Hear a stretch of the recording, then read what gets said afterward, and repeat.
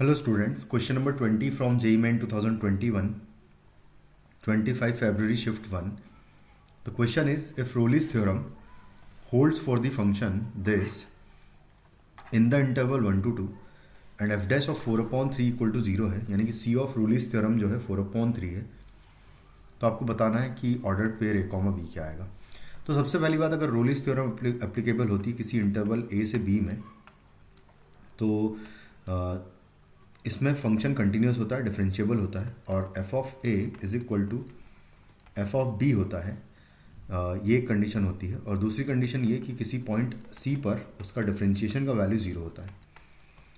तो 4/3 पर differentiation zero already given है और साथ में 1 और 2 दिए हैं, यानी कि 1 पर 2 एफ ऑफ 1 और एफ ऑफ 2 पर जो वैल्यू है वो दोनों सेम होगी।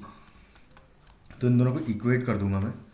तो यहाँ पर जब इक्वेट करेंगे एफ ऑफ 1 का वैल्यू आएगा 1 minus A plus B minus 4 is equal to आ जाएगा, जब 2 रखूँगा तो आएगा 8 माइनस 4a एंड आएगा प्लस 2b एंड माइनस 4, कुछ इस तरीके से आएगा।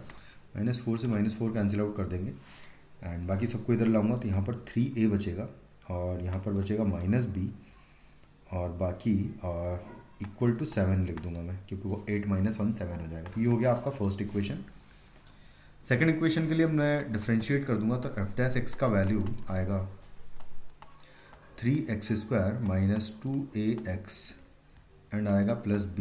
ये डिफ्रेंशिएशन आ गया, जिसका कि वैल्यू 4/3 पर अगर निकालूंगा तो वो ज़ीरो होना चाहिए, यानी कि 3 into 16/9 minus 2a into 4/3 and आएगा plus b is equal to होना चाहिए ज़ीरो।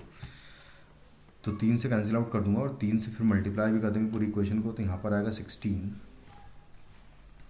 फिर उसके बाद आएगा यहाँ पर -8a एंड प्लस b है तो 3b हो जाएगा ये इज इक्वल टू ज़ीरो। तो यानी कि 8a plus 3b 8a minus 3b is equal to हो जाएगा 16। ये हो गया सेकेंड इक्वेशन।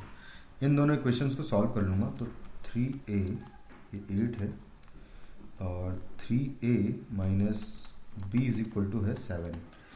तो मैं इस इक्वेशन को 3 से मल्टीप्लाई करके लिख देता हूँ, तो ये हो जाएगा 9a एंड माइनस आएगा 3b इज इक्वल टू 21 हो जाएगा, ये 7 into 3। 8a minus 3b is equal to 16 already है दूसरी इक्वेशन, दोनों को सब्ट्रैक्ट कर लूँगा और प्लस यहाँ पर माइनस, ये कैंसिल आउट हो जाएगा तो यहाँ पर a बचेगा और इक्वल टू 21 माइनस 16 हो जाएगा 5। a की वैल्यू 5 आ गई, तो किसी भी एक इक्वेशन में सब्सटीट्यूट कर दूंगा मैं। इसमें कर देते हैं सब्सटीट्यूट, तो 5 इंटू 3 15 हो जाएगा minus b is equal to 7। तो b is equal to 15 minus 7 यानी कि 8 हो जाएगा, यानी कि a, b का जो ऑर्डर्ड पेयर है वो हो जाएगा आपका 5, 8। ये हो जाएगा फाइनली हमारा answer which is in option 1। Thank you.